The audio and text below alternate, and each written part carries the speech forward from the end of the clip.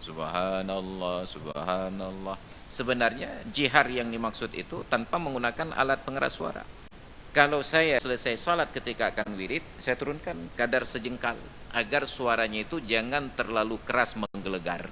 Dan yang paling penting, sahabat perkusi Aceh, 10% dari hasil penjualan kaos dakwah ini akan kita bagikan kepada sahabat-sahabat kita yang kurang mampu di luar sana.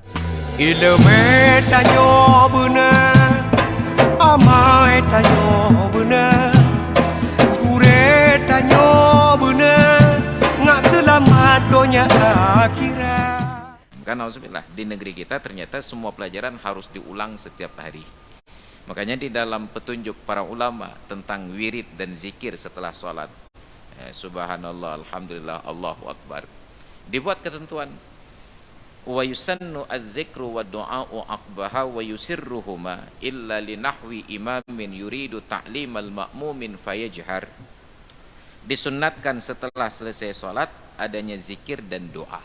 Zikir dan doa itu pun disunnatkan bacaannya secara sir, kecuali untuk seumpama imam yang ingin zikirnya diikuti dan doanya diamini, fayajhar, maka dia jiharkan. Kemudian dalam keterangan yang lain ditambahkan, ketika sudah diketahui bacaannya karena diikuti oleh jemaah, maka disirkan kembali. Jadi ada pada sebagian orang ketika memulai bacaan, Ilahi Rabbi subhanallah, subhanallah, subhanallah, subhanallah, subhanallah, alhamdulillah, alhamdulillah, alhamdulillah, alhamdulillah, Allahu akbar, Allahu akbar, Allahu akbar, Allahu akbar kabira walhamdulillahi katsira wa subhanallahi bukratan wa asila, dan seterusnya. Itu bagi orang yang mengamalkan sesuai dengan tuntunan. Tetapi kita sekarang dari pun sampai habis, subhanallah, subhanallah. Sebenarnya jihar yang dimaksud itu tanpa menggunakan alat pengeras suara.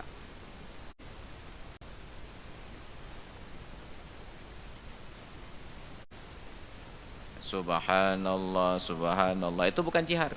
Itu namanya raf'us shad ataupun mukabbirus shad, membesarkan suara. Maka alat seperti ini dalam bahasa Arab disebut mukabbirus sauti, pembesar suara. Dalam bahasa Inggris disebut dengan loudspeaker. Loud membesarkan, speaker orang yang berbicara.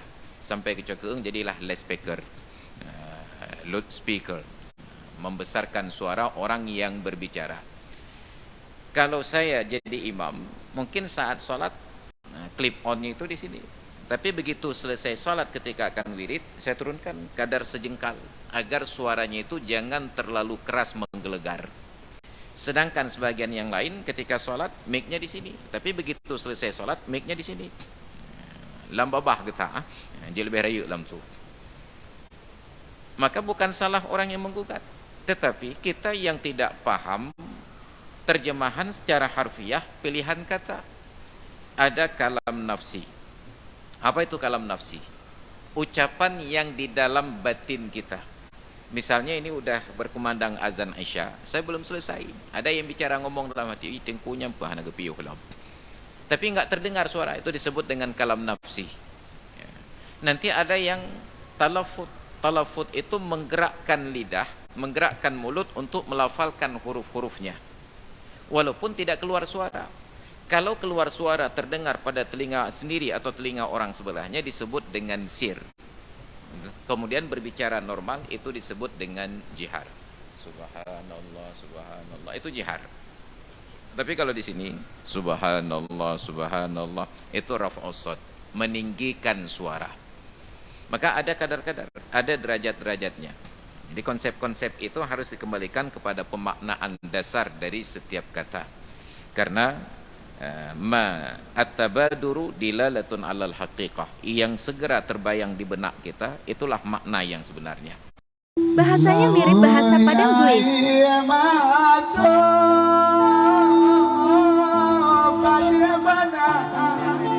Malaika ambok ini keadaan